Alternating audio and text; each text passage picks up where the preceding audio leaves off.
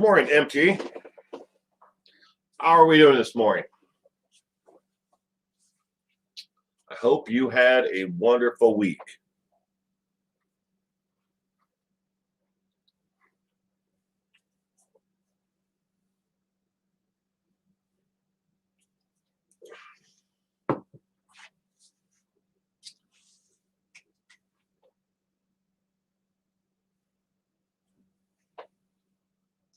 KS, good morning. Welcome to the stream. Colleen, good morning. Just woke up, drinking my coffee. Same here. Well, I didn't just wake up. But I'm drinking my coffee. I just made a new fresh pot. Mama Bear, good morning, Will. Been a while. Hope all is well with you and the family. It is, Mama Bear. We are doing exceptionally well. I can't complain. Connie Kelly, good morning, Connie Kelly.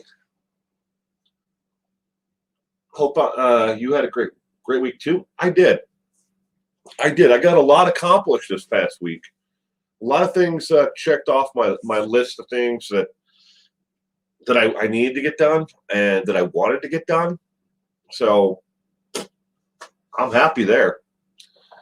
Going to free up a lot of things that because next weekend is Memorial Day weekend. So, and things that I would have had to have put off until next weekend, I got done this past week. So I'm happy there.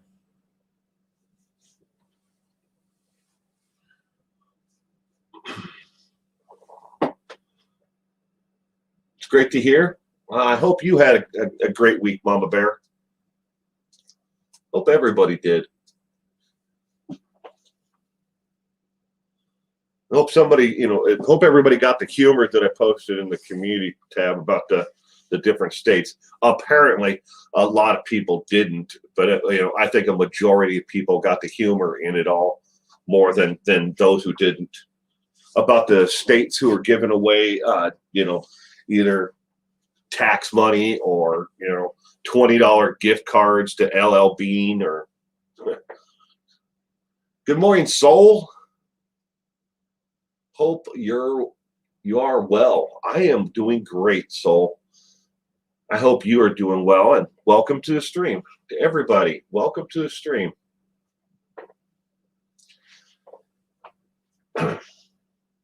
It's surprising, though, speaking back to what I was talking about, how many people, they just want to hate. They just don't want to, get along with anybody else. And then I was wondering after I read some of the comments, and yes, I did delete some of the comments from that, but it made me wonder, how do you live with your life yourself, and be so negative towards other people? I mean, even if they only read the first post that I posted about the giveaways that different states are doing for getting your COVID shots, I put right there at the end, I hope you get my humor in this. Meaning it was all just lighthearted humor. Your update on Chris Watts the other day was hilarious. Well, thank you, MT. And that was reported. Everything that was in that little 16-second video about Christopher Watts, that was reported. And I posted a link to I believe I posted a link in there. I'm pretty sure I did. In the actual comment the actual description of the video on the article from it was reported in the Associated Press, ABC, NBC, and it was also in People magazine online, along with CNBC online, about how much people strongly dislike Chris. Not even the guards like him. He's pretty much shunned from everybody in interaction with him. And the article went on to say how much the lack of mail, where a lot of people who are in prison who have done horrific crimes like Christopher Watts get a lot of fan mail. He got it initially before he went to Dodge Correction Center, and then when he got the direct Dodge Correction in the beginning part of it, he got a lot of fan mail. But that has dwindled off to almost nothing. And he did not get a birthday card. Now, it doesn't mean his parents didn't write him a letter for his birthday. They just didn't send him a birthday card. So, yes, Colleen, people do love to hate. Good morning, Interpeas. Welcome to the stream.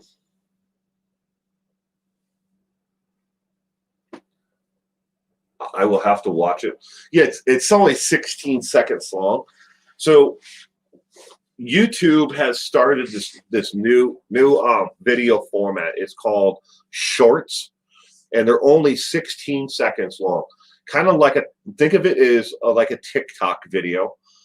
In case you're familiar with TikTok, but it's like a TikTok video, but it's only, or a Vine, but video, but in short format only, and you can't go longer than 16 seconds from beginning to end.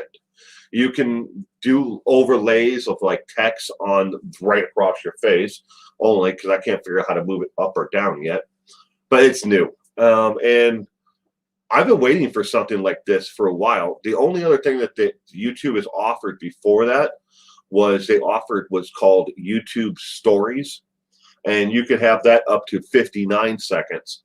But I've been wanting something where I could do just a short little clips, like updates on cases. So that's going to work out great for me.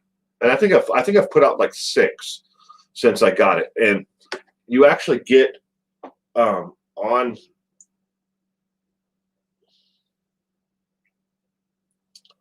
I'm going to bring up the YouTube here. All right, so I have to so this is my YouTube channel. Obviously, this is a commercial at the top, but down here at the bottom, there is a circle. I clicked on it, but there's a circle with a plus mark in it. And you click on that, and that brings up the option to do a short. So this is a short video camera second. So you can't see it right above that dot there. See, it's just like where the black chair is. There's a number that says 15, and that's what I have. I have it set for 15 seconds. You can make them shorter than 15 seconds, but 16 seconds is a total maximum length. Good morning, Mike. I hope you had a wonderful week, Mike, and welcome to the stream. Cam, any updates on Mary Collins case? No, I have. Well, there might be, but I have not been following any case about Mary Collins. I have been working on right now Molly Tibbetts. You hate shorts? I like 30-minute videos, Mike. Well, I mean, I still am doing the full length videos, and I could do much longer ones. It's I needed something from me in my content. There are videos. I have an entire notebook of videos that I've written the scripts out for, done the research on, that just don't. I can't make them anything more than maybe a minute in length, where it's just like, this is what happened, this is who did it, and the trial has been delayed because of COVID. How long can I stretch that out? I mean, I could sit there and go, and then he killed her and stuffed her in the trunk of the car.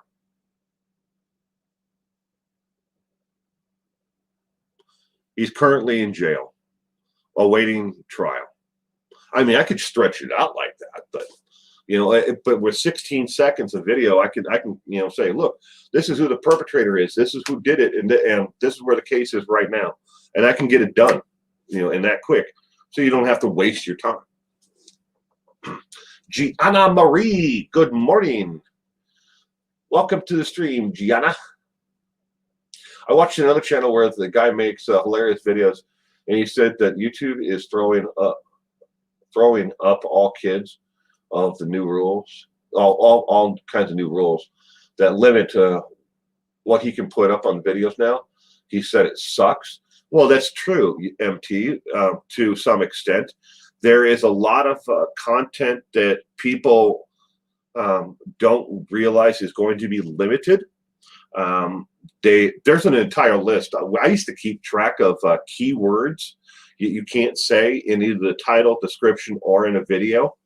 You can't, if you're in the true crime area, like I am, you can't say murder, dismemberment, familicide. You can't say family killer. You can't. These are things you can't say. You can't put in the title, description at all. And those are just keywords. Now there's content, complete content you can't talk about because YouTube and their infinite wisdom has decided that it's not that you can't do it, you can't monetize it because it's not friendly for all advertisers.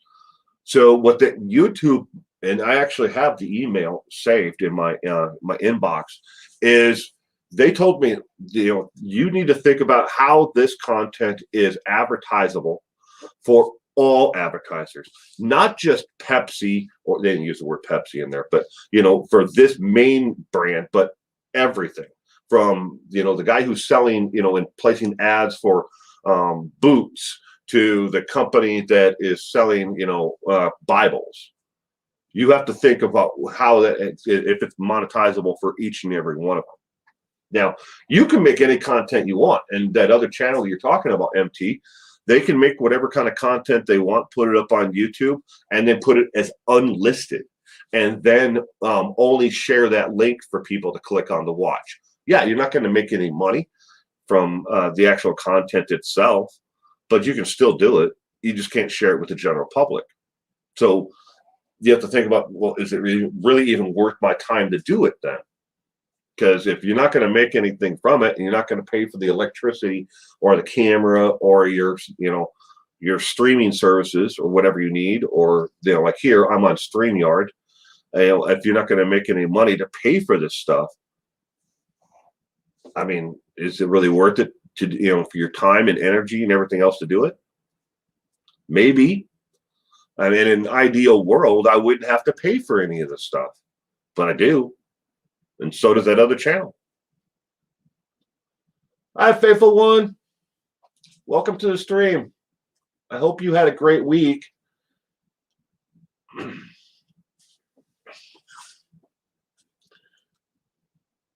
Did you remember your homework from last week, Mr. Will? LOL, Amari Nicholson case in Las Vegas, so heartbreaking. Yes, MT, I did. Thank you very much. I have been looking into it, and I'm waiting to see if I can find someone who can be a source or where I can find more information about the actual case itself. But yes, I have taken a lot of notes on it. I have looked into the case quite a bit, but it's coming. It's coming. But like I said, I've been working on the Molly Tibbetts case right now. Now, I originally reported on the Molly Tibbetts case, so 2.5 years ago, when it originally happened, and I did an update on it shortly after Rivera was incarcerated.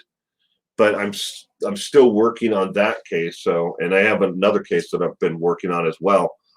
Plus, fighting with YouTube and another creator over a collaboration that we did on the West family out of the United Kingdom, UK. So, yeah, I can't do them all, but I am going to do it, and it is on my list, MT.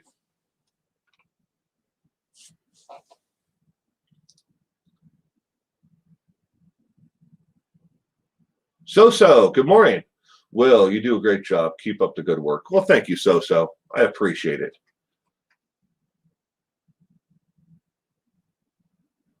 Carrie Ludwig, good morning. Welcome to the stream, Carrie. I hope you had a great week.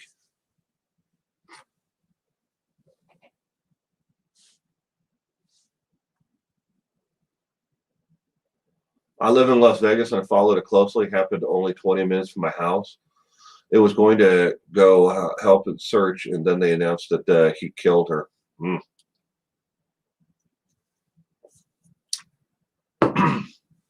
My grandmother, MT, She worked at Circus Circus for just about almost 22 years, I want to say. She worked in the ticket office, selling tickets for shows and stuff like that. But she didn't live in Vegas, Las Vegas itself. She lived in Henderson. So that's what, 15 minutes away, 20 minutes away, I guess, from Vegas. But she's since passed on. She passed away, I want to say 2 years ago now. I lose track of time when it comes to, especially this COVID. I lost so many people during this COVID thing. It's not even funny. People who died from COVID, people who died from other causes during the COVID. It's just people who couldn't get into to have surgery because the hospitals stopped doing surgery. Who eventually, I had lost one friend. He died of kidney disease. And they kept on putting it off, and then the hospitals decided they weren't going to do any, transplants or surgeries. So he eventually ended up dying from it. But I mean, it's all part of life. And thank you, MT. But Catherine Maloney, welcome from Ireland. Welcome. I hope you had a great week, Catherine.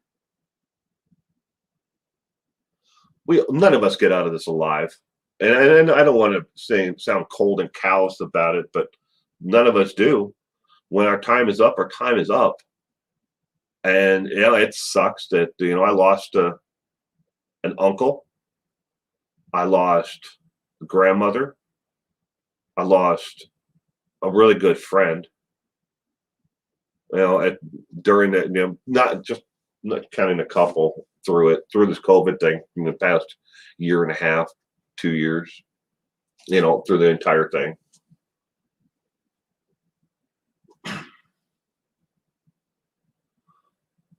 I never let anybody watch my son except for his grandmother. She's the only one that we trust to spend any time with our child. When my daughter was younger, we had a couple of babysitters that we hired, but we vetted these babysitters before we allowed them to watch our children, or our daughter.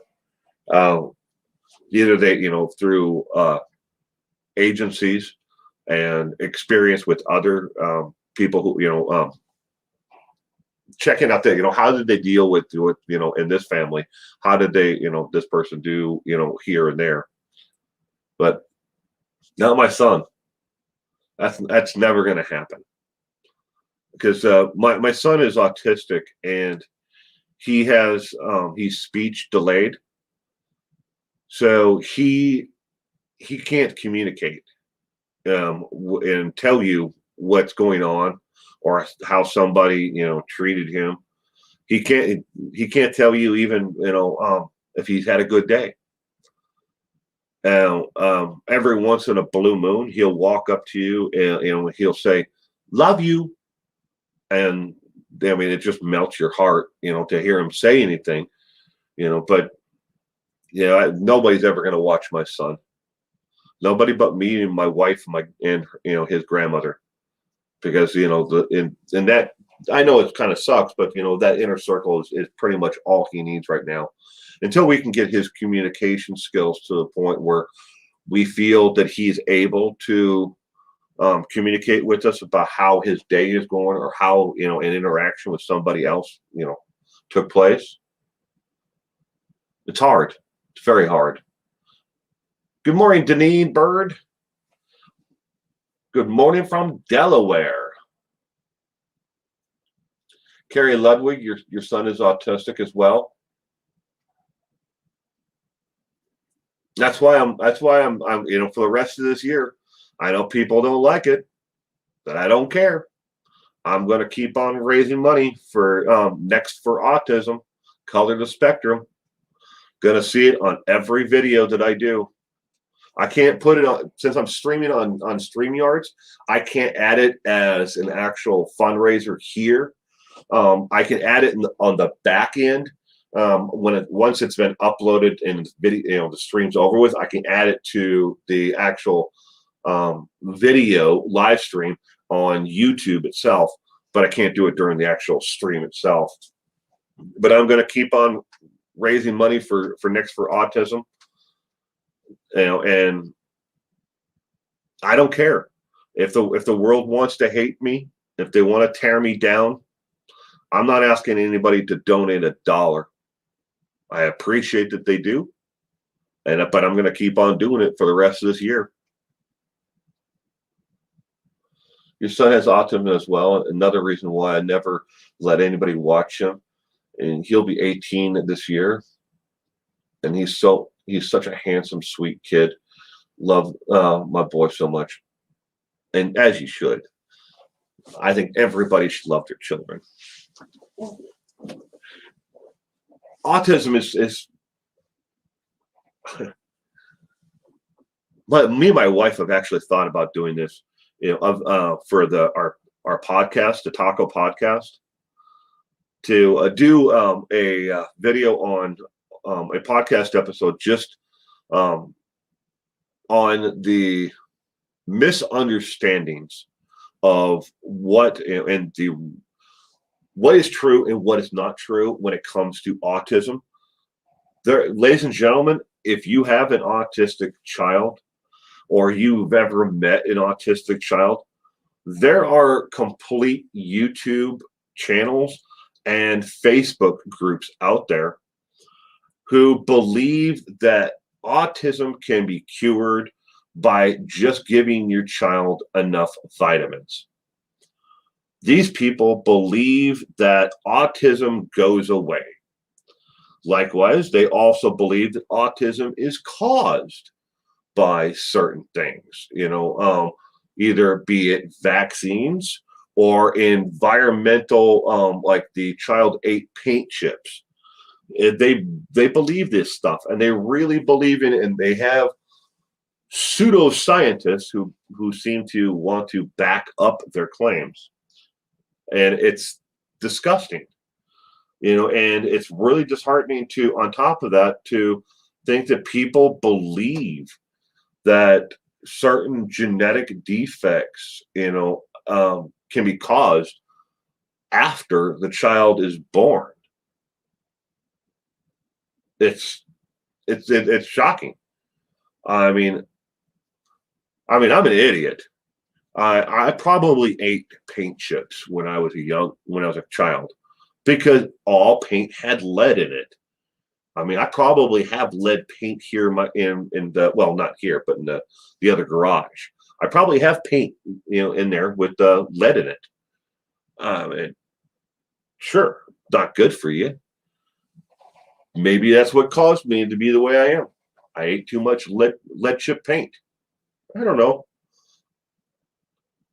But it certainly didn't change my DNA.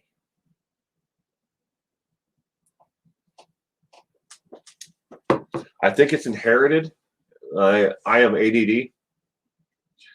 They say it's on the spectrum. Yeah. They're ADD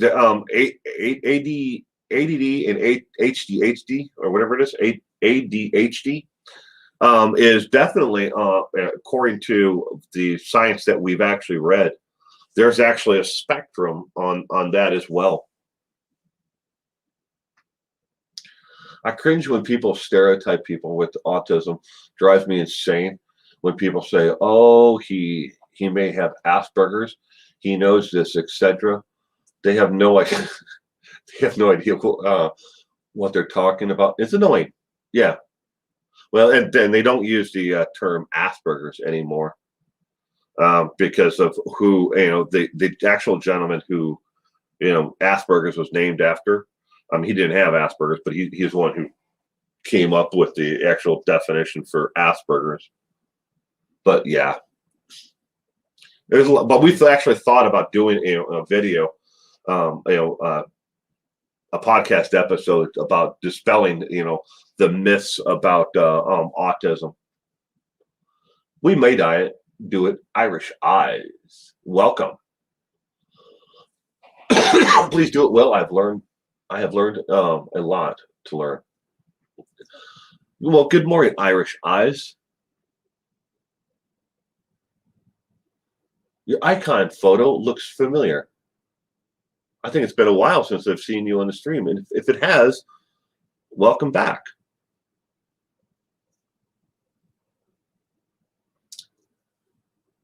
Spaghetti Nona. Good morning.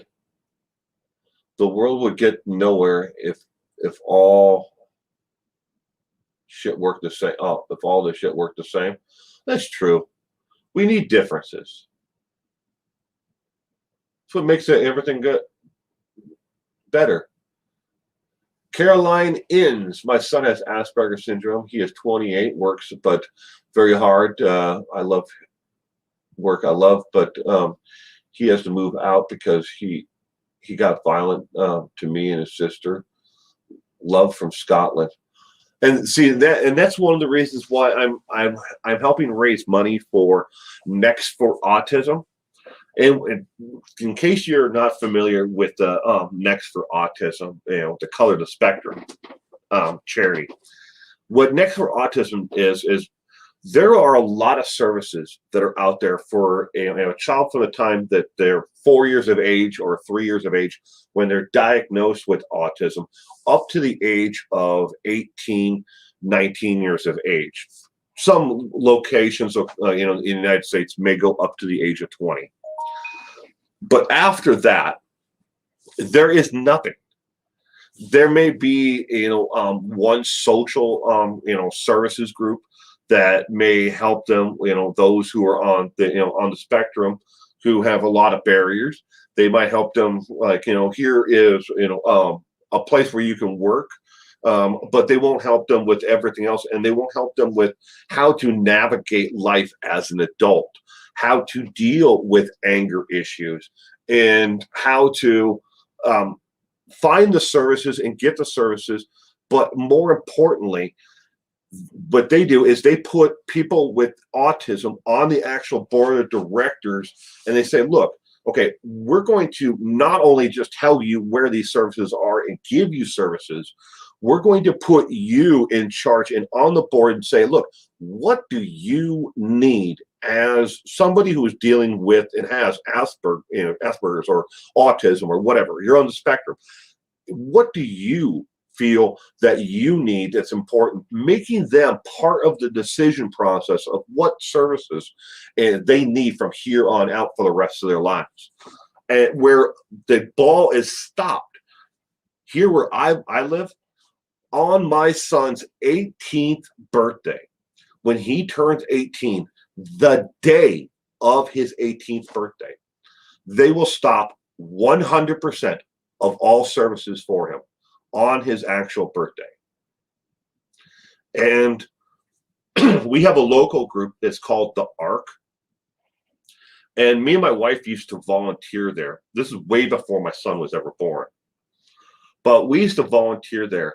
And we would watch children, young adults, break down in tears and cry because they knew that their 18th birthday was coming up. Instead of that being a happy birthday, a day to look forward to, they cried because they were about to lose their structure, their friends, their employment, their assistance, everything cut off on their 18th birthday. Could you imagine that? I mean, just put yourself in that situation for a second. You're about to turn 18 years old. Like your sweet 16 and your 18th birthday. These are days that you look forward to. Maybe you look then forward to your 21st birthday, to become an adult and being able to have more freedom. But just think about that. You're looking at 18. Maybe you're just about to graduate from high school. And on top of that, you have all the other, the hormones and everything else raging through your body, and everything else is confusing. You don't know where your place is in this world. And then you have autism on top of that, and you can't communicate with all the other people around you effectively. and they don't understand you because they're looking at you like, hey, there's something wrong with this kid. And then they say to you, next Thursday on your 18th birthday, there's the door. That happens here. And it's happened to thousands in this community who have any type of, on the spectrum of autism. They cut them loose on their 18th birthday. So we started volunteering with another group called the Kolig Foundation. I can't remember his first name, but he was an NHL hockey player, a goaltender for NHL hockey, and he started a foundation for his son because he has autism, and his son was looking at that same thing. On his birthday, they were going to cut him off and say, "There's the door. Please don't come back." Here again. They're going to do that to his child. So he started a foundation to try to find a gap, be something in between the gap to transition just children back in within the community, find them the resources. And along with find resources and put resources together for parents who just got the diagnosis of that the child had autism. Maybe his name is Olaf Kolzig. I might be wrong there, but anyways, so we started volunteering with that, and then we became aware of Mark Rober. That he's a YouTuber. He has a channel. I think he's got a couple million. I think subscribers. If he doesn't, he deserves a couple hundred more million. I would rather give him 40 million subscribers than some of these other channels who have it. But in his son who has autism, and then he started doing fundraisers for Next for Autism. And we learned about that, and that's what started this journey. And there's InnerPeace with the link to his actual. I'm trying to click on it. Well, that's not a live link. I can't make a live link. And okie dokie, thank you very much for the super chat. I will make that donation to Next for Autism right after the stream. I'm late, but good morning. Good morning to you, and good morning, Carla. I hope you both had a wonderful week. Okie dokie, how's your hubby doing? Is he doing better? I hope so. Starfire, good morning. A lot of millennials and Gen Zs have anxiety for good reason. I don't know how to deal.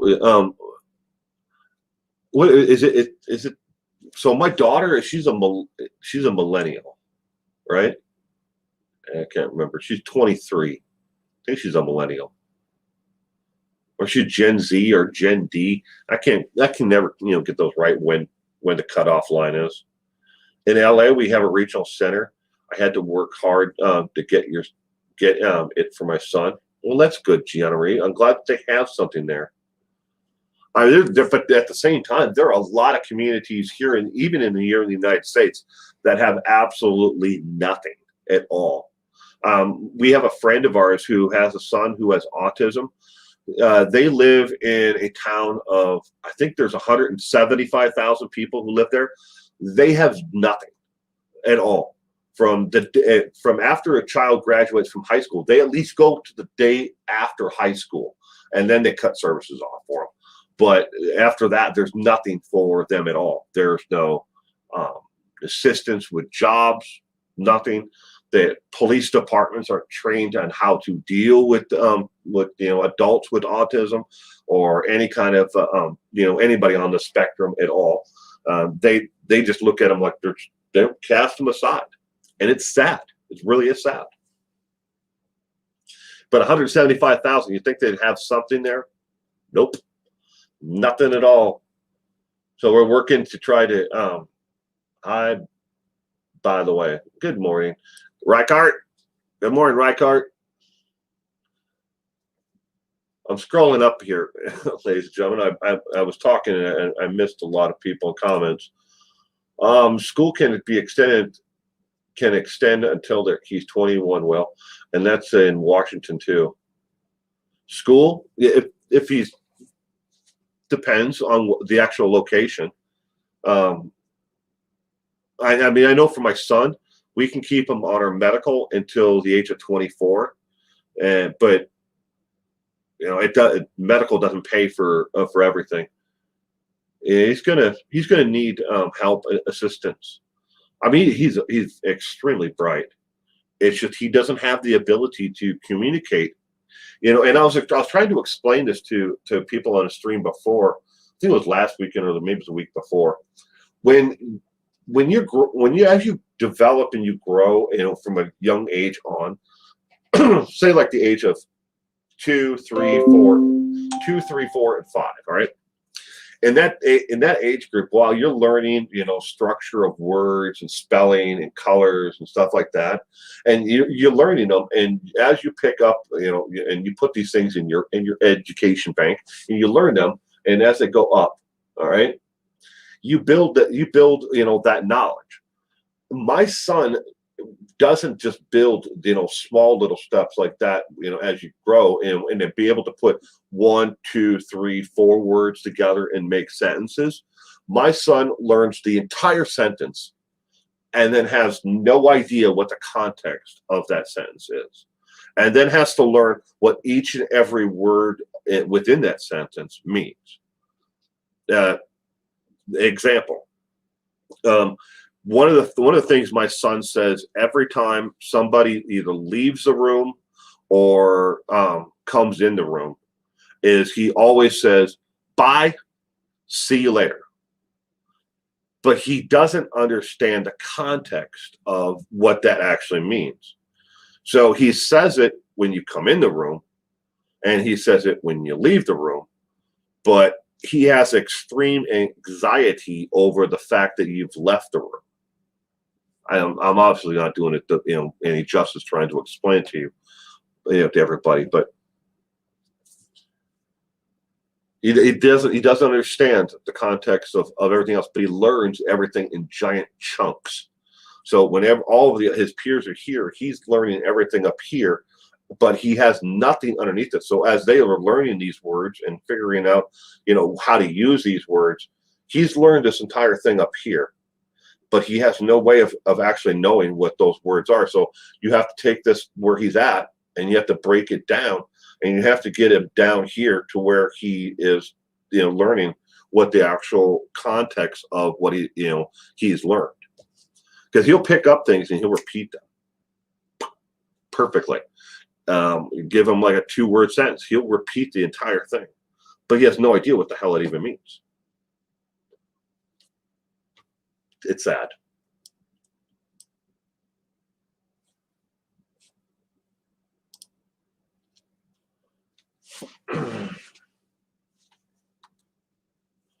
My daughter has ADHD, almost 40. I didn't want to stamp a stamp. I don't know what that is. When she was younger, she takes a test when she was 28. Excuse me. There are a lot of people out there, Carla, who have never been diagnosed with autism or been tested for for the any kind of spectrum disorder or attention deficit disorder. There's an entire population, an age group that is completely missed.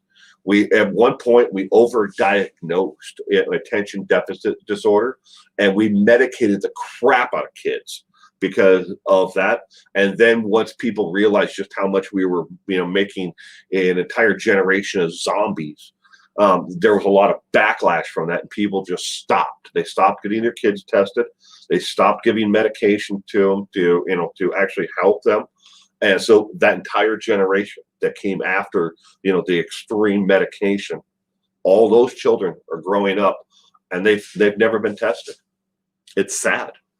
And they're never going to get the help because they may never know what's wrong with them or why they think or do the things that they do. Why is it they can't sit still, or why can't they keep it, an attention on something for longer, periods of time? Everything is flighting. It comes and goes like this in their mind. Why do they think that way? They think they're damaged, but they're actually normal. But if somebody would have gotten that diagnosis for them, they could have a better life. It's not necessarily, always has to do with medication. Medication does help, quite a bit, but it's not, the end all answer. And take what I'm saying with a grain of salt, ladies and gentlemen. I'm not a doctor. I don't play one on TV. And I don't play one on YouTube. I report on true crime and things that happen in true crime, but I don't have the answers. I'm just a father of a child who needs assistance, and I want to do better for him and for others out there. That's it.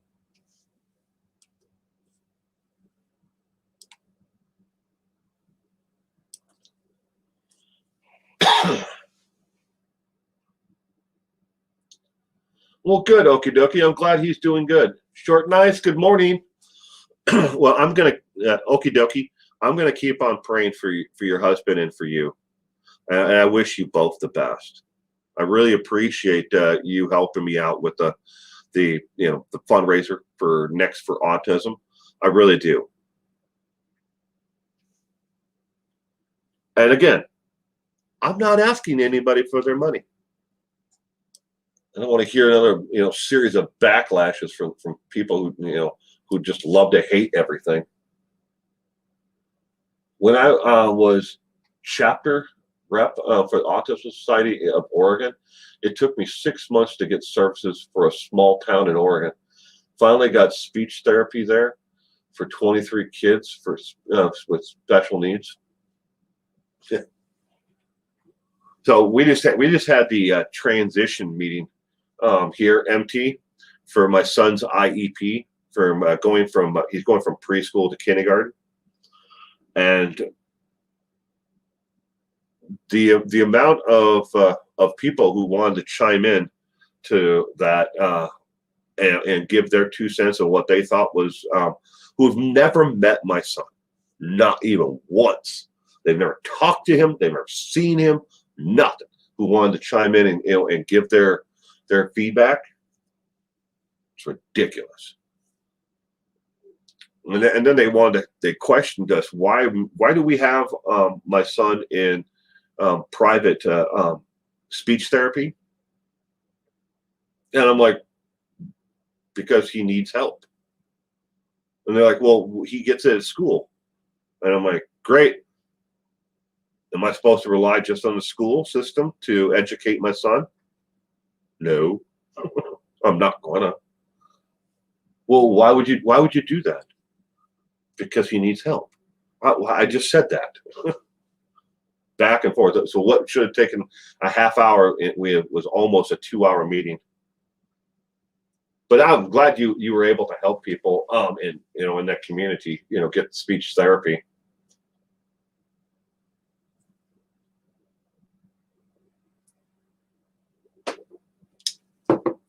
Oh, you know what, Colleen? The people who decided to unsubscribe, some of those people have been a channel member and a subscriber for over 2 years. And I'm not joking when I posted that thing about, they decided to unsubscribe because they believed that I was turning my back on them, that I was just as fake as everybody else out there. And all I was after was just their money. By making a fundraiser, by helping a nonprofit organization, they weren't just shaming me. They really did. They dropped their channel membership, they dropped their Patreon, support, and they unsubscribed. And it wasn't just one; it was a dozen who said, "I've been here, I've rolled with you since pretty much day one. I'm out. I'm not putting up with this." And I'm like, I thought I was being trolled when I first got the messages and saw the comments, and I'm like, no way, this is real. I mean, I didn't ask anybody for money. All I said was thank you. But I don't understand people. And I mean, people are going to hate me for whatever the reason. People are going to love me. I think people should love me. I don't know if I've ever done anything wrong to somebody. I've never purposely, sought somebody out, like, and said, "Hey, look, there's Rupal." And by the way, Rupal, I accepted your friend request on Facebook. FYI.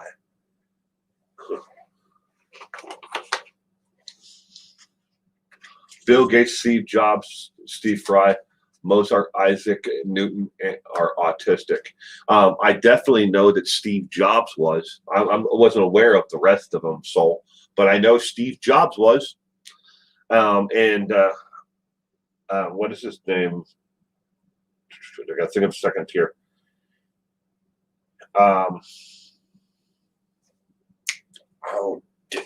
I can picture his face, man. What the hell is his name?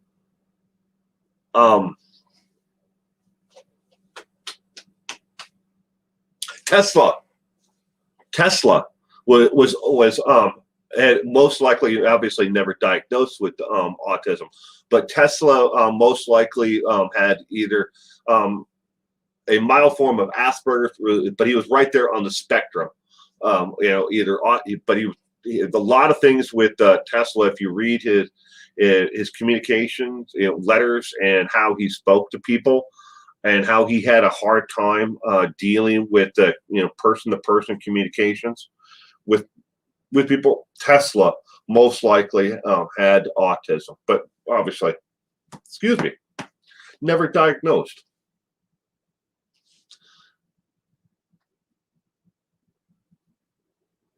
Good morning, Cement Shoes. How are we doing this morning, Cement Shoes? And how is the better half? How is she doing? I hope you both had a wonderful week.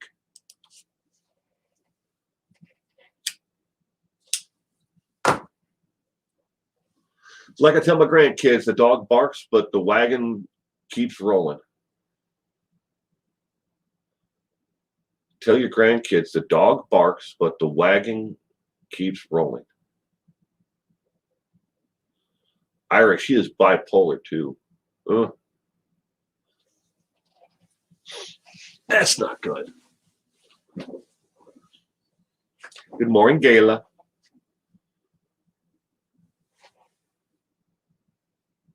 Magnificent. I got something for you. It took ages. It's an art marine thing. I messaged you about it, but I can't wait to post to you. All good. Well, that's good, Rupal. I mean, I didn't even know that you sent the friend request on Facebook until I was on looking for an email from let's just say that the lady, I think she has some serious mental health issues. And no, it's nobody you know. This lady believes that she is the daughter of a killer, but she can't prove it. Her on her own birth certificate, he's not listed as the father. She never grew up in a household or was anywhere around him, but she believes that she is the daughter of this killer. And she kept on messaging me over and over again about why I won't listen to her. And I'm like, I don't even know who you are. I never saw your messages before. And she thought that I was ignoring her. And I'm like, okay.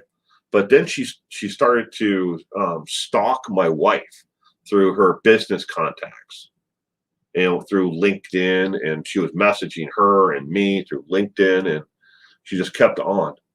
But I was looking for that email, the message, because we ended up having to file a police report about this lady because she says that she knew, or she never said in the message she knew exactly where we lived, but she said she knew where we lived, that she had found public records that came back to our actual physical home, and we're like, okay, that's it. That's enough for us.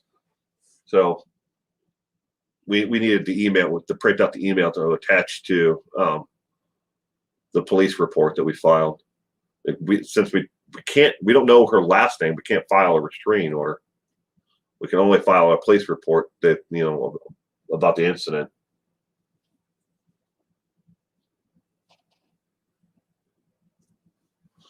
Cuckoo-ca-choo. Yeah. There's a lot of people out there that are crazy. Gotta be careful. You're absolutely right. Lisa Irwin, good morning. Sorry if I missed you earlier. Will, have you ever heard of Sarah Jo Pender? Sarah Jo Pender. No, the name is not ringing a bell right now, Connie. I'm sorry.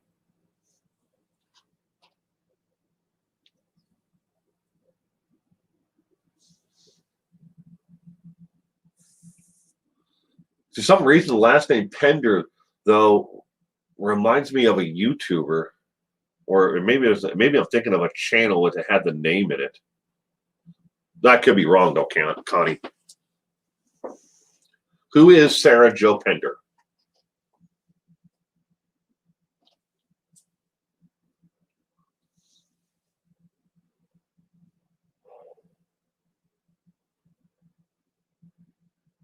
Oh, Brian James Chadwell, or James Brian Chadwell. Well, either way, Lisa, welcome to the stream. I hope you had a great week.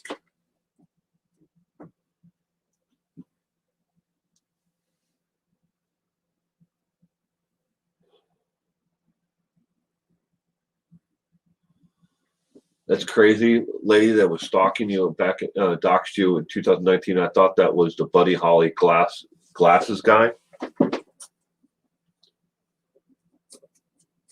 We know exactly who doxed us in 2019, and I don't think he wore glasses. He was convicted of internet harassment and stalking. They could not prosecute him for doxing us, but he took a plea deal. He got 6 months in jail, and I think it was like a $10,000 fine or somewhere close to that. And he was from Maryland. But we got him.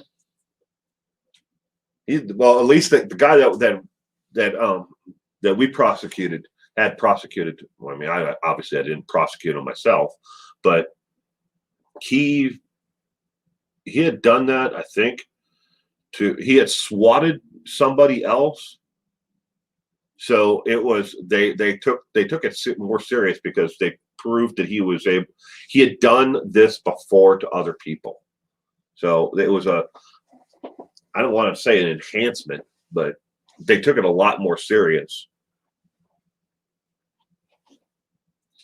I'm glad SOB got jail time.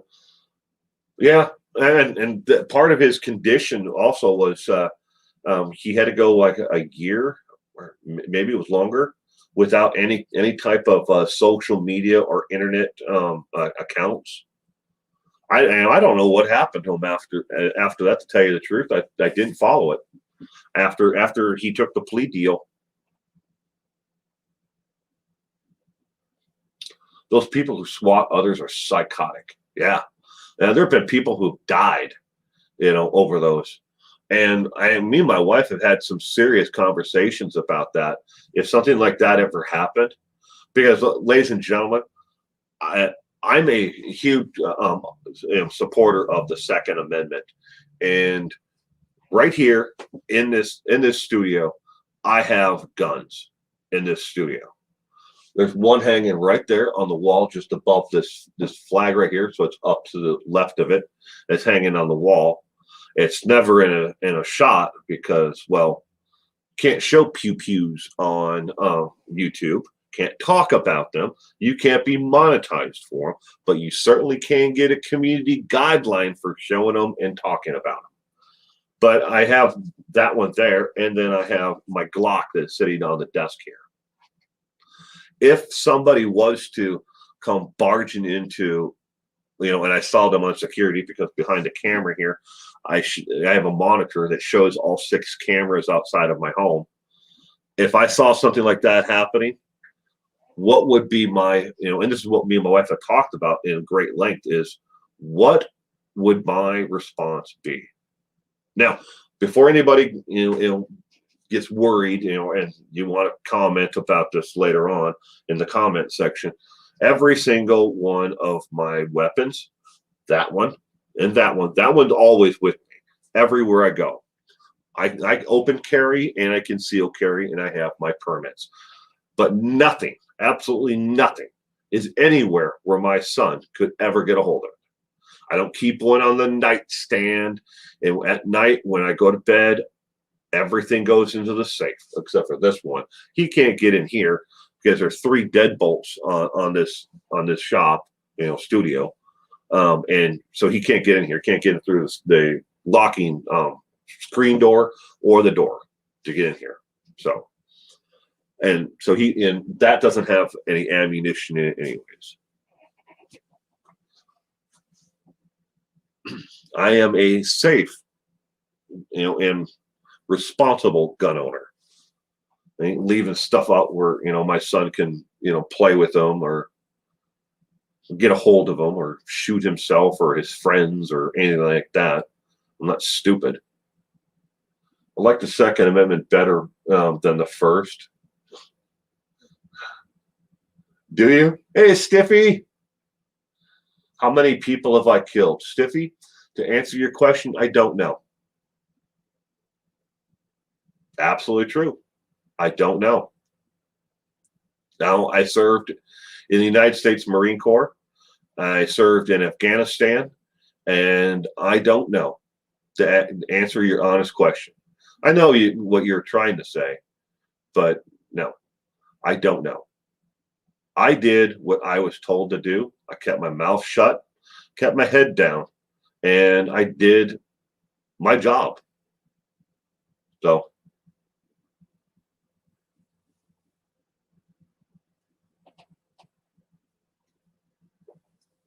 I have every right, and the police know.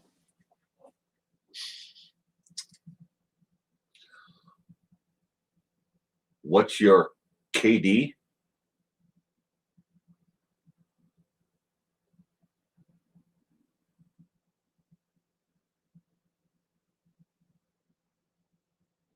I'm not understanding the reference to that, Stiffy. KD.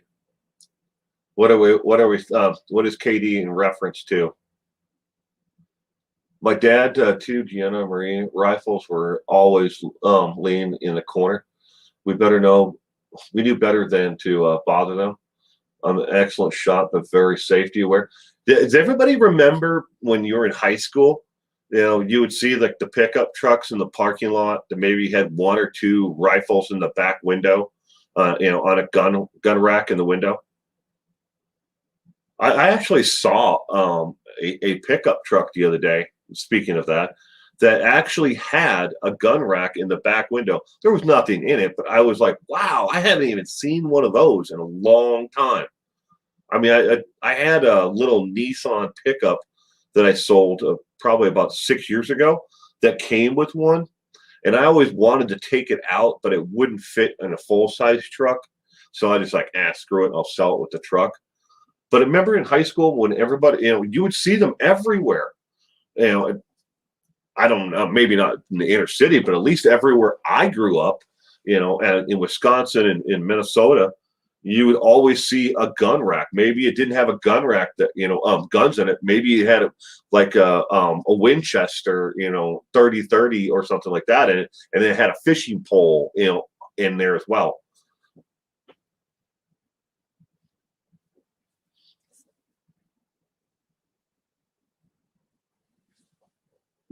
Good morning, Sandra. I know I'm in Canadian as well. I don't know a single person with a gun. To each their own. No, I'm not telling anybody to have to go out there and get them. I enjoy target shooting and I hunt. And when I do go hunting, obviously I didn't do it last year.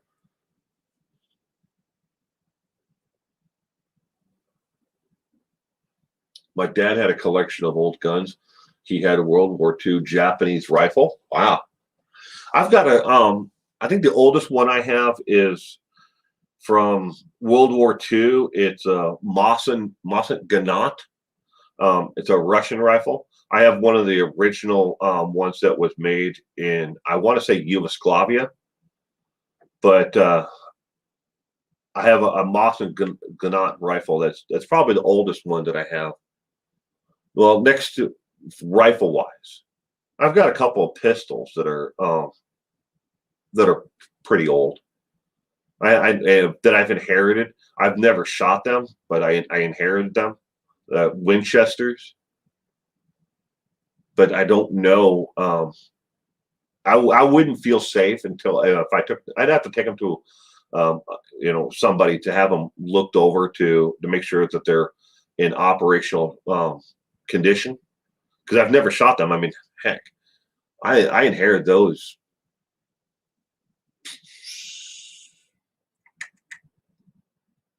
25, 30 years ago, somewhere in there.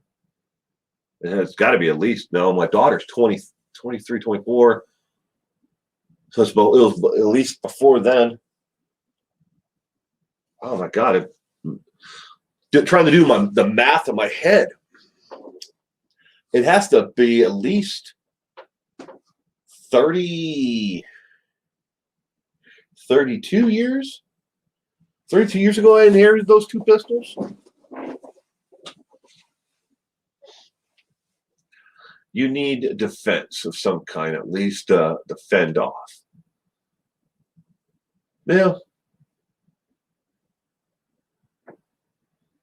What do you hunt, Will? My dad hunted deer. Well, Gianna Marie, deer and mountain goat. Bighorn is one of my favorites to do because, man, they're not easy. You have to get them, and you have to get them when you shoot them. You do not want to just wound them because they'll run up and down the mountain. But bighorn sheep or deer. Last time I went hunting was for deer. I used to go duck hunting, but I didn't really enjoy the company that I was with. So I kind of, stopped going, deer hunting. But most of the time, if I go shooting now, I go to the range, and we do skeet shooting, or we go target practicing at the range because I'm a member of a outdoor gun range. And we also offer, through the gun range, we offer gun safety courses for new gun owners, and not for children, but there is, gun safety classes for children. If in this state, you have to take a gun safety class if you want to get your hunting license for the first time. We can't have guns here. The only I have is a baseball bat next to my bed. Magnum 500 is the best gun in my opinion. Well, if you're looking to put a giant hole in something, cement shoes. It's like my wife, for her the pistol that she uses a Beretta 9, and the two things that I was, when I got her, that was one, it's compactable, it's subcompact, it fits in her hand nicely, and it's not too heavy, so it brings her arm down, because some guns are obviously way too heavy, for some people to hold. You have to have something that feels good and is comfortable with you. And then, getting her proficient at actually using it. Do I think she'll ever use it? I hope to God she never has to use it in self-defense or for any other reason. But she has a Beretta 9. She likes it. It's in our safe right now.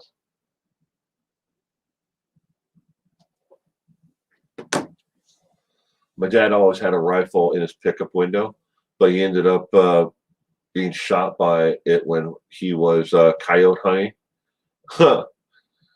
They said he must have fallen on it and it shot him in the sternum. I'm sorry about that, Lisa. I don't mean to laugh at that, but I know somebody who actually got shot coyote hunting. Got a lot of coyotes where I live, a lot of them. But I actually know somebody who got shot coyote hunting. It was not by his own gun. It was by a fellow hunter who was out there as well.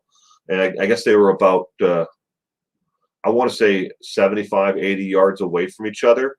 And the coyote ran past the one hunter, and the guy was following it with a rifle and then shot at it, but didn't think that there was somebody behind like this brush, and the other guy was there. Shot him right through the leg and then into the hip. Good morning, Kimmy Jean. Two ladies in Texas make designer purses to hold your gun. Well, that's cool. I've seen some of those at gun shows where they have like quick access to them through a purse or a zipper or snap, the quick release. I've just never seen or needed the need for something like that. At least as a deterrent, these psychopaths and nurse ratchets have to be handled. I stand by that. Yeah. Well, I like the Beretta and the Sig Sauer. Sig Sauer makes a damn nice pistol, don't they, Gayla? They do. I currently do not own a Sig Sauer. I've got a bunch of Colts. Well, I'm not going to go through the entire inventory. Probably the worst thing to do on YouTube. Good morning. How's the family? Kimmy Jean, the family is doing great. We had a terrific week this week.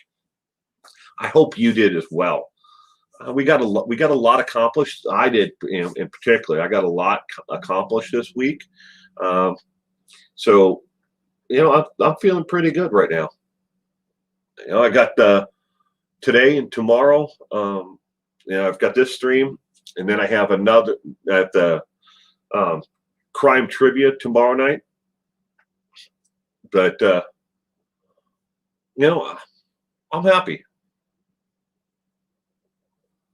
I just heard of 303s yesterday. Going to have to pick one up.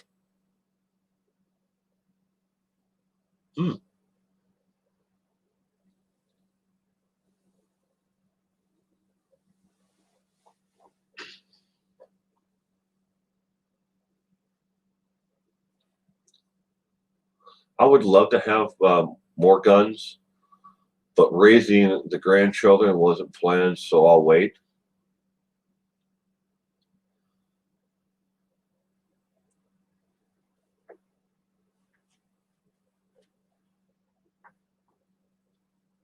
Laws get in the way. I've got one gun safe that, and everything is stored in there, except for that. Well, I have a safe that is in my truck that's actually welded to the frame of the actual truck. So the bars go through the actual safe itself, and then down through the bottom into the truck, and then there's a giant U-bolt that goes through the safe and then down, and then there's a bracket with two nuts on it, and then we welded the nuts on top and on the bottom so that you can never take it apart. You'd have to cut the entire thing out. But whenever I go someplace and I need to take my concealed carry off me, it goes inside that and in my truck. But otherwise, I carry it everywhere with me. And the same thing with Tim. He's got pretty much the basic same setup in his vehicles. So we everywhere we go. But we've been that way, pretty much our entire lives. It's just where we grew up. We've always just been around. We grew up knowing the safety, and keeping safety in mind when it comes to, our hunting and, and sidearms and everything else. It's not like, we grew up and we became, more worried about it. I mean, it's just part of life.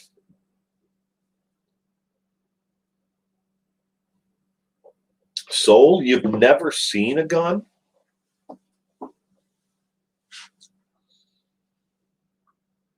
Hmm. We carry 6 hours to the sheriff department. Then we went to Glocks, which you don't like. I don't know. I like my Glock third. I have the Glock third gen Gala. I like it. It shoots pretty good. I'm not a big fan of the without the the safety mechanisms on it. Like with other guns. But I mean, I like it. Just never carry one in the chamber. Okie dokie, wild meat, deer, elk, bear, javelin, etc., has to be handled and cooked differently for good taste. I don't know. I can make some. Well, I used to. Me and Tim used to make a jerky, deer jerky, really good. You don't have to handle it any differently. You just have to make sure you butcher it, and you drain it. You just don't see them in England. Well, Soul, I know of at least 3 YouTube channels out of the UK, and each and every one of those individuals have guns, more rifles than handguns. I don't know if they have any handguns, but I know they have rifles because they are all 3 of them are part of the International Skeet Shooting Society. They, yeah, I'm not sure if the one that went out, like I say his name. I'm not going to give up their names because, but I'm pretty sure he is. So, I don't know if he's a member of the Skeet Shooting Society or not. But I know he's been into fox hunting for a lot of years. He goes on vacation every year and goes fox hunting.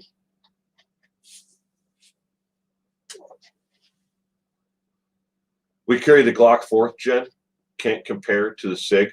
Well, I mean, I don't know about that, but I guess it's more of a personal preference, Gala. I mean, but I'll give you that much. Sig Sauer makes some damn nice pistols. They really do. I thought in the UK you can't own any. Well, if they can't own them, they certainly have them, or they keep them someplace. I think you can if you belong to a hunting like group. I mean, I don't know what the requirements are in the UK. It's just like in Australia. In Australia they you can have rifles for hunting, but you can't have them for like you're not going to find any like AK-47s or anything like that legally. I'm sure they're there. Skeet shooting is fun. Do I fish, Sandra? Not anymore as much as I used to. I mean, I grew up fishing, and back in Wisconsin and Minnesota, and I went fishing all the time. I mean, I spent most of my, my early days, fishing, as a child. It was something that I actually looked forward to. One of the fondest memories I have that I can actually really remember. I can remember what I was wearing, the clothes and everything, because I can actually close my eyes and picture it. Was me and my father fishing from a dock in the St. Croix River just outside of Prescott, Wisconsin. And I remember the little fishing pole that he bought me. It wasn't like a Scooby-Doo or anything like that. It was just a regular fishing pole, but it was a short one. And the little skinny bobber that he was showing me how to cast it out. It had one of those reels where you pushed a button on it, and he showed me how to cast the line out. And as remember, I was just sitting there. It was, it wasn't that hot of a day. At least I don't remember it being that way. And I couldn't have been any more than 8, 9 years old. But just sitting there, with him and looking up at him, and just like I wanted to catch a fish so bad. to show my dad that I could catch a fish, and I did. I caught a little sunfish, and I reeled it in by myself. And we were probably using worms to catch them. But he was smoking Winston's then. I think it was right around the time he switched from Chesterfields to Winston's. But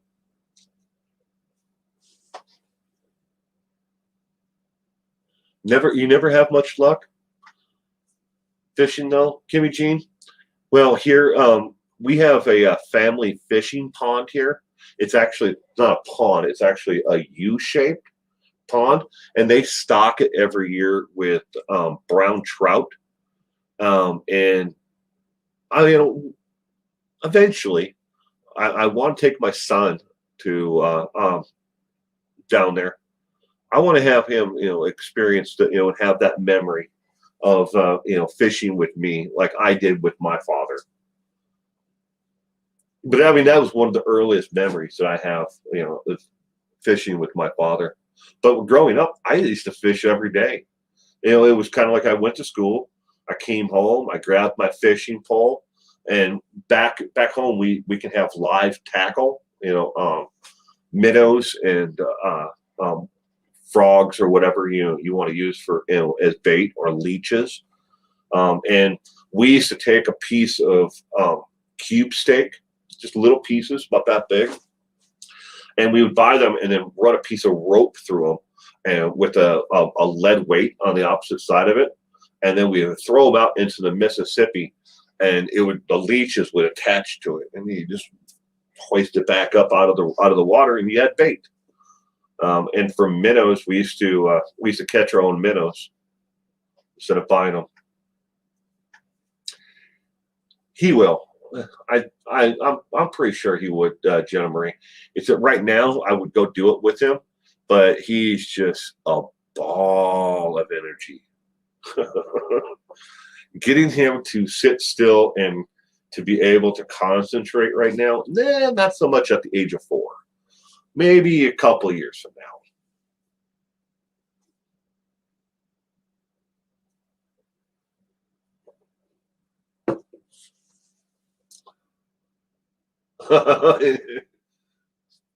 No fear back then, Short Nice?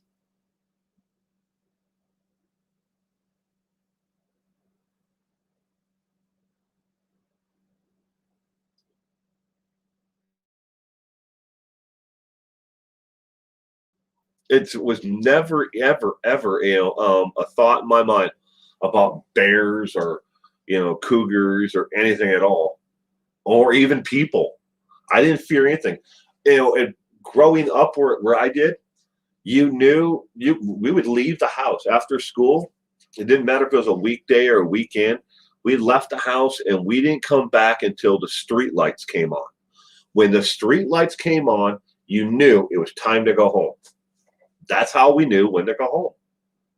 And go home, and we'd eat dinner, and then get cleaned up, and then go to bed. And we just kept on doing the same thing over and over again. But it was our lives. You didn't worry about the guy who lived down the street. Maybe there was rumors about him. He loved to touch children or something. You didn't worry about him. It was never a thought in our minds, at least not back then.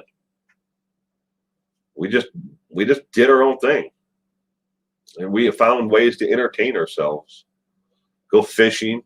We'd walk along the train tracks, looking for whatever. I don't know what the hell we were looking for. Put pennies on the rails so the train would go by and squash them. Buy a soda, maybe some penny candy. My grandson loves fishing more than he loves video games, etc. Well, that's cool. Kimmy Jean's grandson's full of energy as well. I wish I could tap into just 5% of the energy my son has. Whew.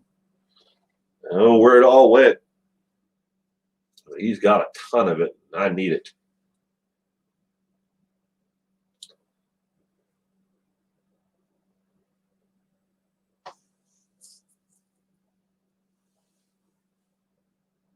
But someday I'll take him. I'll take him fishing. I don't know. I don't know about hunting though, because he has unless it gets better, and I don't think it's ever going to. He has a real issue with loud noises and bright lights. It really confuses him, and it sends him into, I don't want to say a shutdown mode, but it gets to the point where if he hears a loud sound, he covers his ears and he just tunes out immediately. So I don't think hunting or target practicing or anything like that would be taking him to the range. I don't think that would be the best place for him. I would love to be able to, take him to show him, and so he has a knowledge of gun safety. But I just don't think that that's going to be the environment for him, at least not now. Hopefully in the future it'll change, but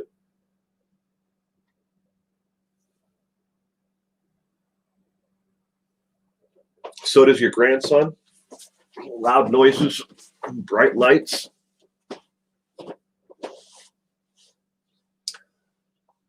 Oh my God, the energy children have. I'd give anything to feel that sort of energy again. Right? He cries at loud noises. Yeah, loud noises like a car backfiring or these stupid idiots with loud exhausts on their cars. When they go by or he hears them, he throws his hands up over his ears and then he tucks himself in. I haven't seen him cry yet over the noises, but it's something that he can't deal with. It's just too much of a sensory overload for him.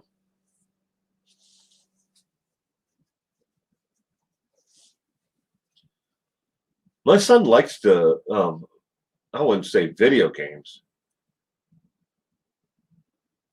but he likes puzzles, things where he has to.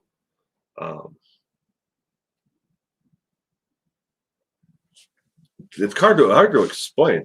We bought him a bunch of these. They're made by Melissa and Doug.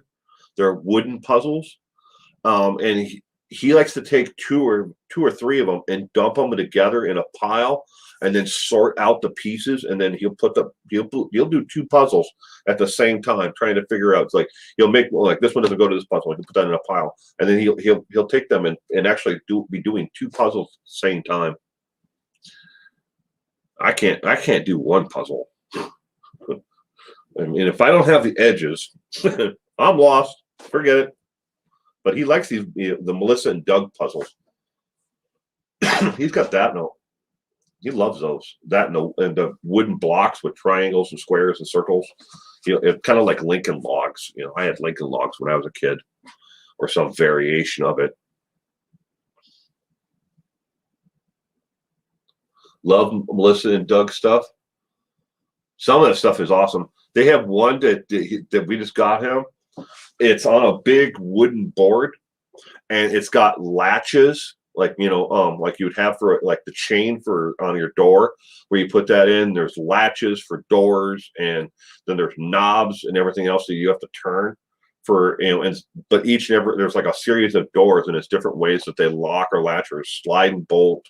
He loves that thing, and he'll actually take little pictures, like pieces of paper pictures, and he'll put them in there, and he'll close the door and then latch it, and then he'll go through and then try to he'll undo them and do them again over and over again. And he'll move the pieces of paper underneath each one, because behind each door has got a picture, and he changes it up himself.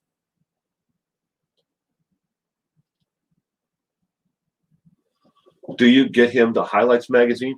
No, not yet. We haven't gotten him the Highlights magazine. We get him another one that's similar to Highlights. I think Highlights is a little bit more age oriented towards elementary school. But we definitely will. Because he loves those search puzzles and stuff like that that are in highlights. The one that he gets right now is through it's through Scholastic, but I can't remember the name of it though. But it's kind of like highlight. So I'm very familiar with highlights. My daughter loved those when she was younger. Does he like mazes? I loved mazes when I was a kid. Used to buy books with complicated ones. Not so much mazes though, Smith Shoes, where he has to follow a pattern to get through the maze. No, not so much.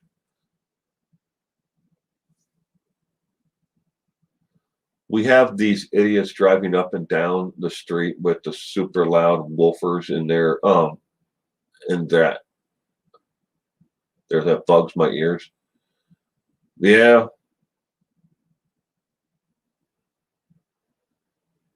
Word searches, maybe eventually.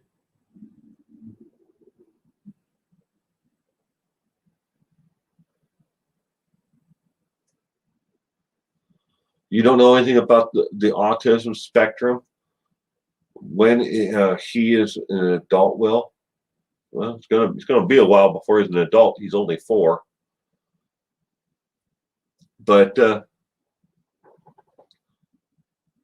no, maybe me and my wife will actually end up doing that podcast episode about busting the myths of the spectrum disorder, autism, and everything. What's on the spectrum and what's not on the spectrum, because there are a lot of myths out there and well, outright lies about it. Does he have a sensory room at daycare? It's calming room with all kids of kinds of lights and soft music and sensory toys. No, well, my son doesn't go to daycare. He went to preschool. Well, preschool goes for another month, and he went to what is called the Early Childhood Learning Center, which and the program that he went to is just that. It's low sensory, and every one of the children who are in the program for this Early Learning Center, and it's run through the state. It's a pilot program. This is the first year this is the second year that they've had the actual funding for it. But the entire program is nothing but for children just like my son, who are on the spectrum, and they also have barriers to communication. In the classroom, instead of just being one teacher, there are 5 teachers in the classroom. That is occupational speech therapists, another one that does just fundamentals and works with them on, because a lot of children like my son have issues with touching things that are of different textures, and trying to show them, look, this is what does an avocado feel like, and why is an avocado different from the way an apple feels, and just trying to get them to interact with the pictures and the textures and and the colors. And then there's the actual main teacher, and then there is somebody who is also working on development through their IEP, individual progress assessments.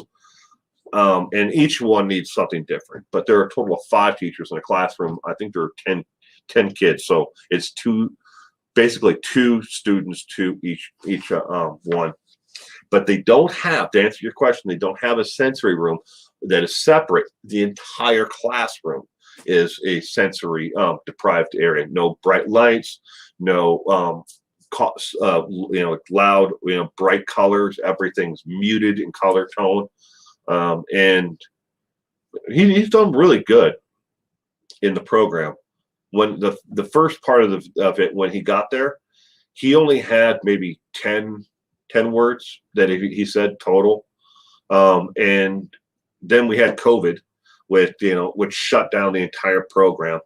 So he lost a lot of where his progress would have been, and they had him just doing basic. It's called the Class Dojo, but it's kind of like Zoom or our Skype class meetings, and it really didn't work for him or a lot of children in his situation. On the spectrum, it probably the worst thing that they could have said. Look, we're just going to treat these kids like every other kid, in the system, and put them on Zoom.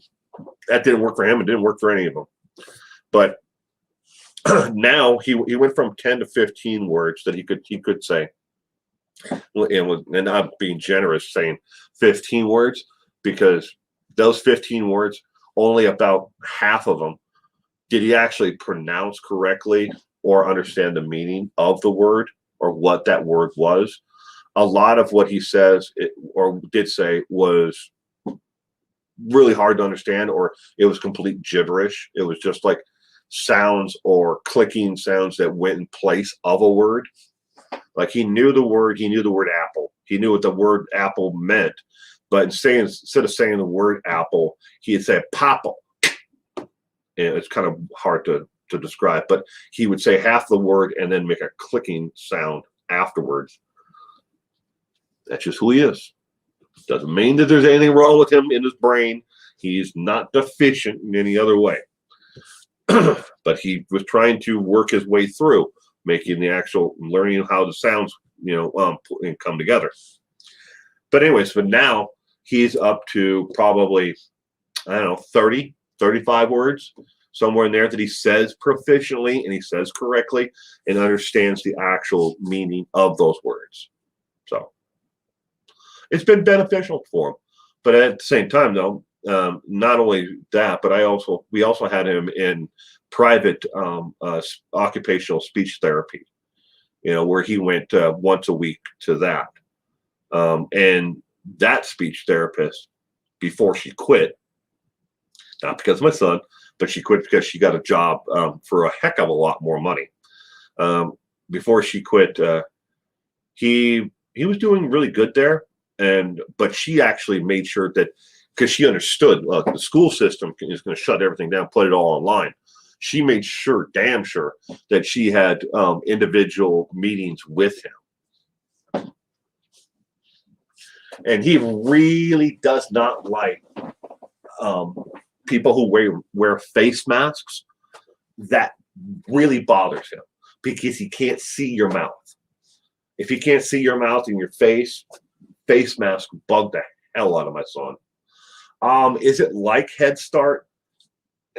Sort of. It was based off of the Head Start program, for early childhood education, but it completely separate, as in when they took up the curriculum that they would offer to just children in Head Start, learning your alphabets, colors, and shapes and stuff like that. They took it and then they muted it down to an individual for each. They had an assessment, an IEP for each child, and said, okay, this is what this child needs help on. And we have this base that we want to work on all the children on. And this is where they are that they need additional assistance at. So, but it's only a 1-year program. It's a pilot program. And they don't know at this point if they're going to get the funding for it again. It may only go this year and next year, and then it's gone. My son won't be in it next year. He will be in actual kindergarten. So where if it was three years total, I think is what they got funding for, and then it's gone. And then the next group is on their own. And that's the way the system works. Just because you have help today, you have assistance today, in these areas where your child may need help, then there's no guarantee it'll be there tomorrow.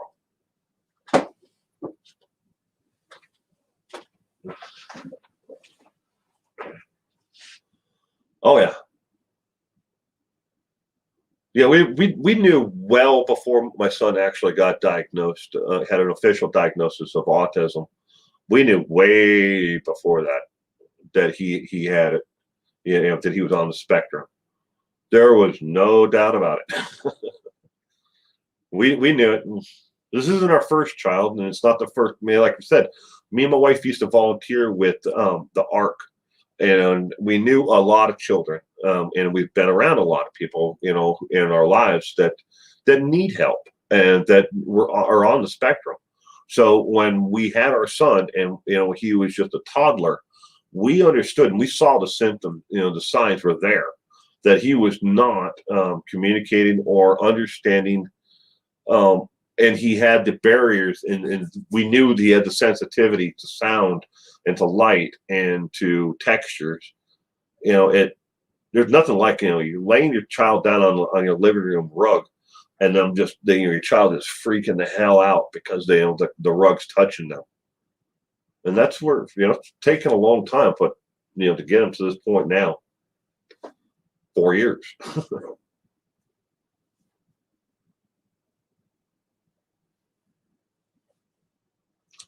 They could, Lisa, if they could get I'm sure there's a lot of licensing, a lot of background checks and stuff like that have to go into it. Where I know, like, all the teachers he had during this program, they're all working on their master's degrees. Like his teacher, she just finished up her master's. And then his occupational speech therapist, she's working on her doctorate. And they put all these people together, my son would go, originally he went Monday, Tuesday, Wednesday, Thursday, and no school on Friday. And then when the COVID shut down, everything was online. And then after everything started to relax and, they started to roll out the vaccine and everything else, he was able to go back just on Mondays. And then now they're back to Monday, Tuesday, Thursday, no Wednesday, no Friday, because they actually clean those days. But it would take a lot of money and a lot of red tape to get something like that running privately, because you got to vet the people who are actually going to be around your children, even in the school system these days. And even still then, we've all seen the news reports of, what some school teachers have done to children. So I'm still here. You just cannot see me, but you can hear me.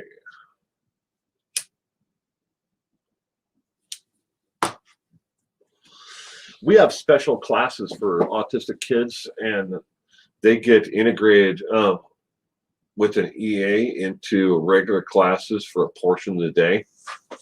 Well, Sandra, speaking of that, that's really cool. You guys have that. My son, for when he goes next year, so this school year ends in June. So he's got about a month left, and then then it's summer vacation. But next year, when he goes to kindergarten, they have an entire kindergarten, first grade, and second grade, where in kindergarten and first, second grade, they have an integration program where in kindergarten, he's in that kindergarten class with other kids who are in kindergarten, but they have them all together, so there is no separate classes. So it's not like they can't make that connection with their peers. And it's called a STEP program, where each child who is in the class, doesn't matter if they are autistic or have Down syndrome or whatever, every child goes through the same thing each day. They have different steps that they take care of. They call it a two-step program for everything. So when they come in the classroom, they have the 2 steps. Everything is 2 steps. Come in, put your coat away. They come in, they line up, they put their coat away, and then there's a 2-step process to going to their desk. And then what they do, 1 step going to the desk, the second step is what they do once they get to their desk. And everything's structured like that. And they found that it actually helps even those who are not on the spectrum or have barriers to an education. It actually helps children in building that familiarity and that structure, it helps them there on out for children without an actual need for special assistance.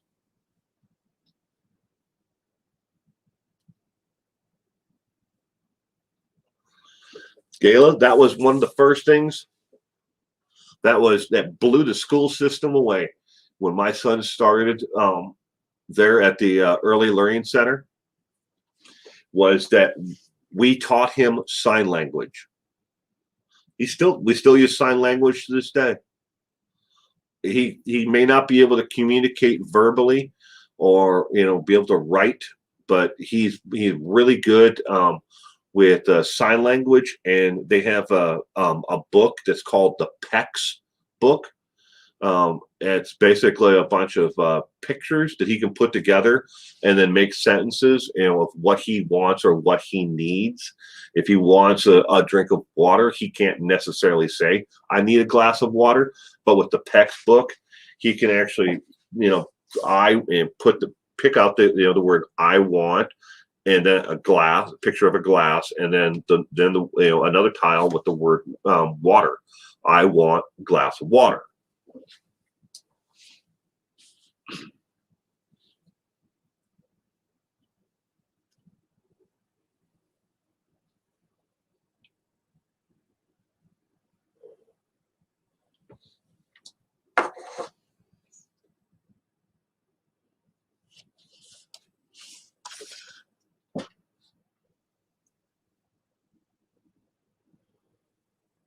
They give you a Hostess cupcakes in kindergarten. Well, those days are long gone, Gayla.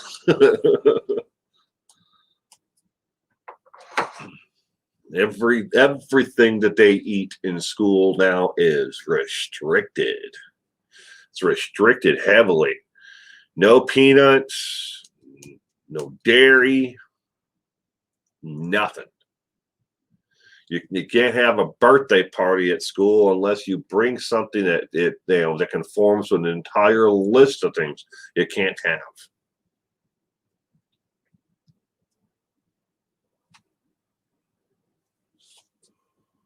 Same here, Short Nice. In a lot of aspects, everything that I do is routined. I have it down to a routine. So I get up in the morning.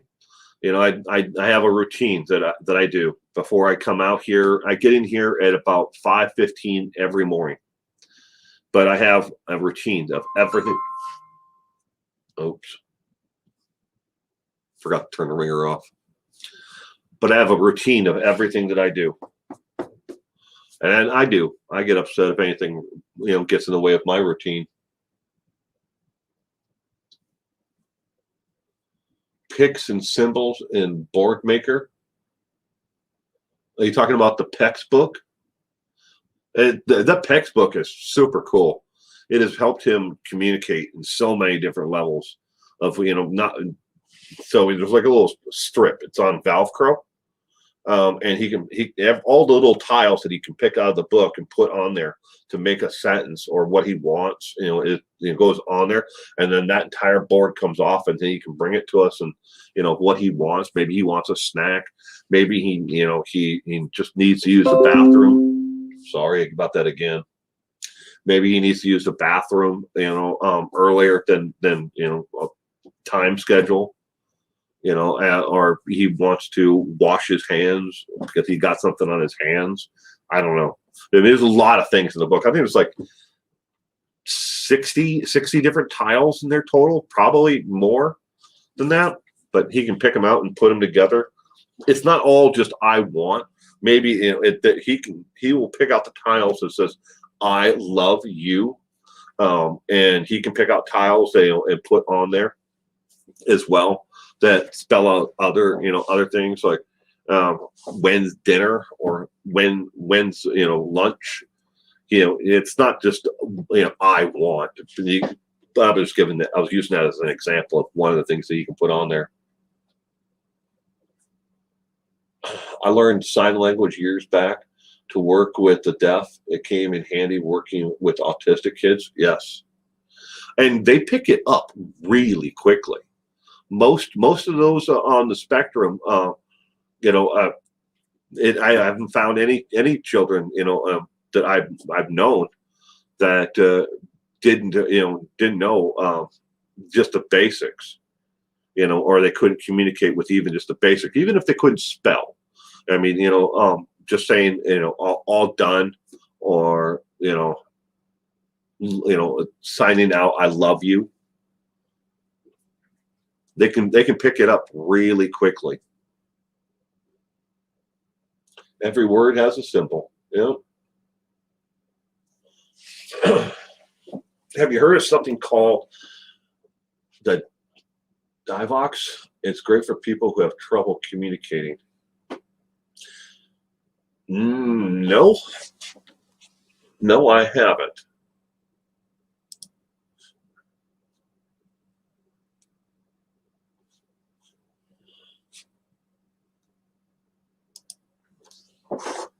DY.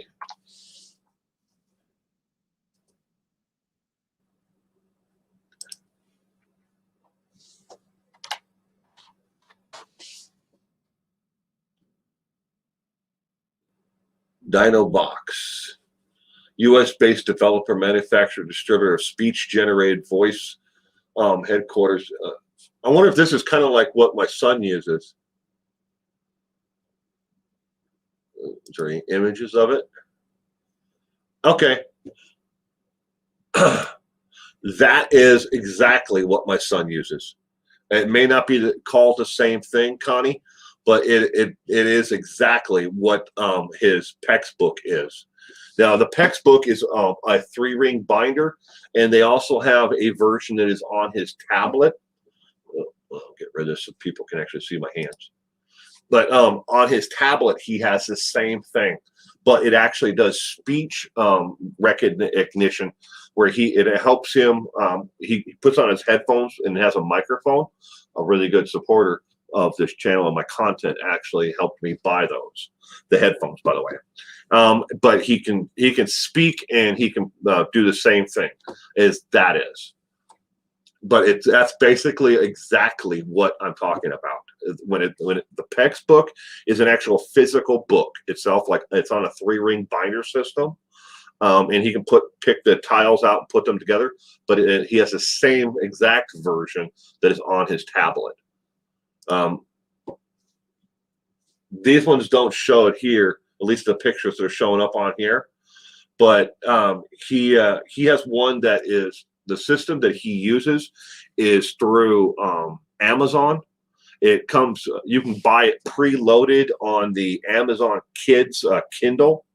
And I think it's the Amazon Fire, but they make an Amazon Fire tablet that's already preloaded with that and other developmental software, like programs for learning, the structure of words and everything else. But it can't get on the internet, the Fire Kindle itself, because that's been just well, it's in the family settings. You have to go in and change the settings to, I think, to turn it on. But it comes with it turned off. But that's exactly what I'm talking about, Connie. They've helped people who've had strokes. I could definitely see how that would be helpful for somebody who's had a stroke and is unable to communicate. 3 courses on the internet. The problem is having someone to practice with, so you don't forget.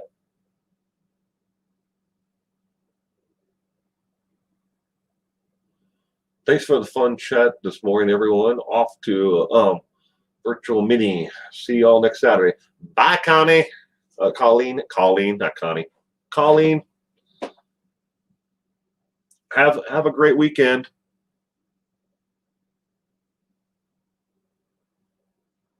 It's very accessible to learn nowadays. It is.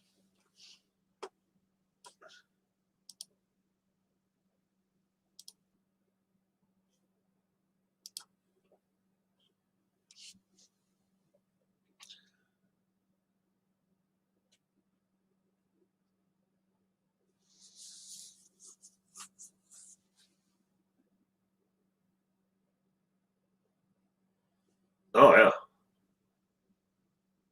There are universities that you like colleges, and depending upon where you are in the world, you can go on to the university websites for different colleges, and you can take college courses for absolutely free and do them from home. And if you put enough of them together, the college credits that are transferable. All these credits are transferable. By the way, I'm not talking about classes where it might be through your local community college and you'll never get a college credit for it, but college courses from major universities that you can take from home for absolutely free. I know friends of mine who have taken classes from Harvard University for free at home. So yeah, I mean, so many things are out there. And when it comes down to it, though, you get your college degree, just a piece of paper on the wall. It's how you use the information that you have.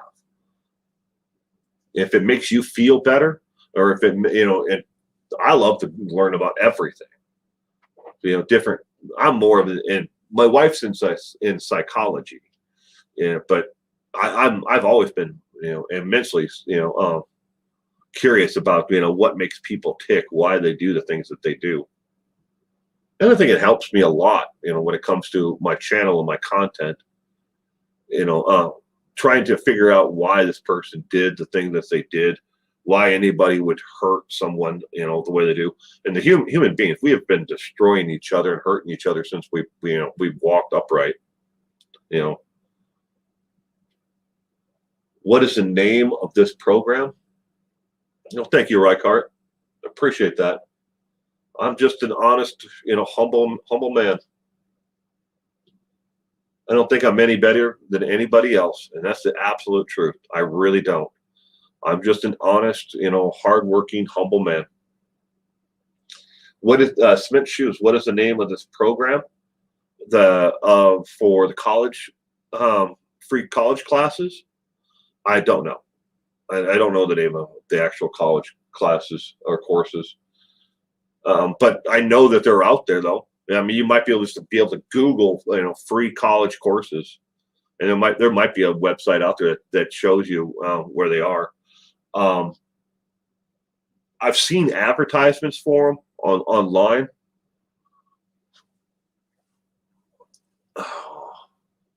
I think it's all right. So his name is Simon. He's from the UK, and he has several different channels on YouTube. But he's always pitching about one of them that is, doesn't matter where you live in the world, you can take the classes. They don't restrict you like you're in the UK. And it's basically learn as you go. College courses that you can get credit for. But one of his channels that he has is Today I Found Out. I think it's the name of one of his channels. But I think it's through Curiosity.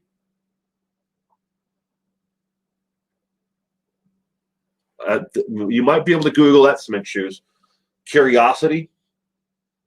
My aunt got her teacher degree at age 72, oldest person ever at that college. She's been happily teaching kindergarten for several years now. That's so cool. It's never too late. Simon Whistler, yeah. Well, you know who he is then. But I think it's Curiosity. I'm not sure though. But Simon Whistler. I think he has like 4 YouTube channels.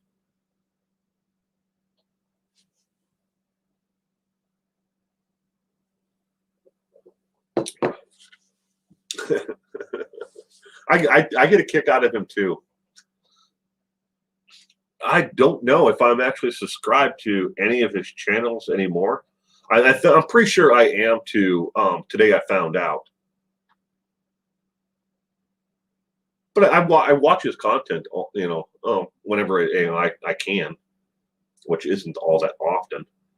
I have a hard time just keeping up with the channels that I subscribe to now.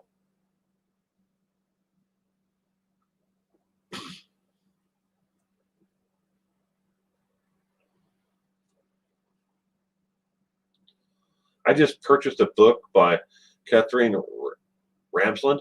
called Inside the Mind of Serial Killers, Why They Kill.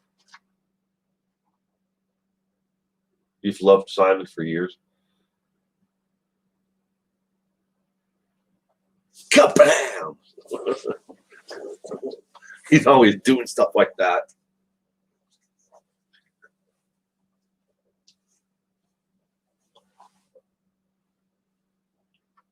I don't know if I've ever read that one. I'm gonna have to look that up, Galen. Catherine Ramsland. I just finished watching a documentary about BTK.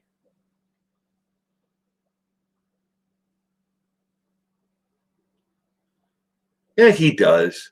Okie dokie, but you know, he's trying to fit things into a time format.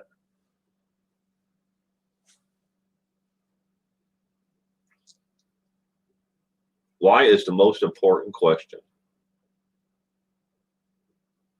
Top tens and business plays. Business plays is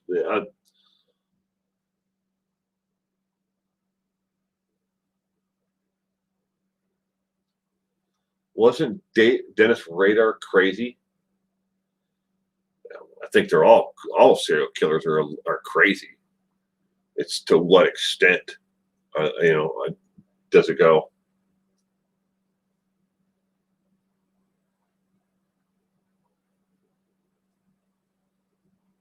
BTK is evil.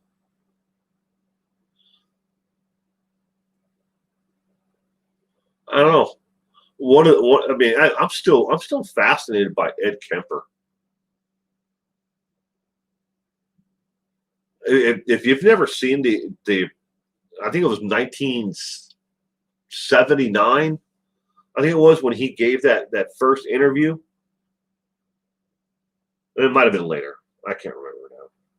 But for some reason, I want to think it was like the late 70s. Maybe it was late 80s. But the full interview, the full interview is about 2.5 hours, 2 hours, right in there. But there are different versions of it that have been cut up, and sliced together on YouTube. That nowhere near the full interview. If you see one that's like 45 minutes or 50 minutes, it's only about half the interview. But he was, if you sit and listen to him about how his mother and his grandmother, treated him when he was younger, and it's not surprising that he became who he is. Oh, look, it's raining. Yay. I'd love to see the entire uncut version. Debbie, I found the uncut version, the documentary, just by Googling Ed Kemper interview or something. It was something like that. It wasn't even on YouTube. It's on a completely different. It's right there. I can actually picture the logo. It's in the archives of some news station. I want to say either San Francisco University or UCLA University, but you can actually go online and watch the entire interview uncut. And it starts with him being in a jail cell, a holding cell outside of the room with the door open, so you can see him there. And the last part of it is when the guards come in and actually handcuff him to take him back out of the room. But the entire interview, and there's like 2 or 3 different versions of it it's the full thing. One has got Spanish subtitles that are across the screen, or I think it's Spanish, but yeah, I think it's Spanish that's across it, and another one's got French, and then one's English. I mean, he's saying everything in English, but it's just that closed caption like on the screen itself in Spanish, and the other one's in French.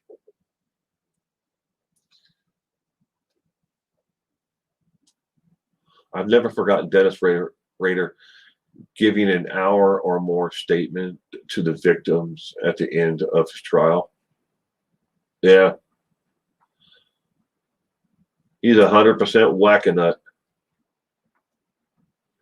Chadwell is going to be a big case. He kidnapped and attacked his neighbor's daughter. Yeah, it very well could be. I mean, I don't think it's going to be as big as the hoopla around Christopher Watts, but it should be. I mean, I don't know. I hate to root for certain cases to take off like that.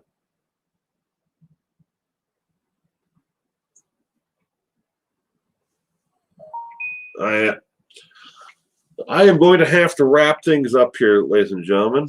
I have a guest inside my house who is waiting for me. So thank you again, everyone, for joining me today. And okie dokie, I will make that donation and thank you again right after the stream is over with. And I hope you all have a wonderful day today and a relaxing and safe weekend. Just do nothing. Just sit around and read a book. Just chill.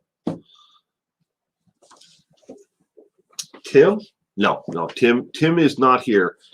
He won't be here this weekend nor next weekend. Next weekend is Memorial Day weekend, and he's going to take his grandchildren all camping. So, but he's not here this weekend. But no, I still have a guest in the house that's waiting for me. But everyone, thank you again. I really do appreciate it. And you stay safe out there. And if you have the opportunity and you want to play True Crime Trivia tomorrow night, 7 p.m. Pacific Daylight Time, we will be playing crime trivia again tomorrow night. So thank you, everyone, and have a great day.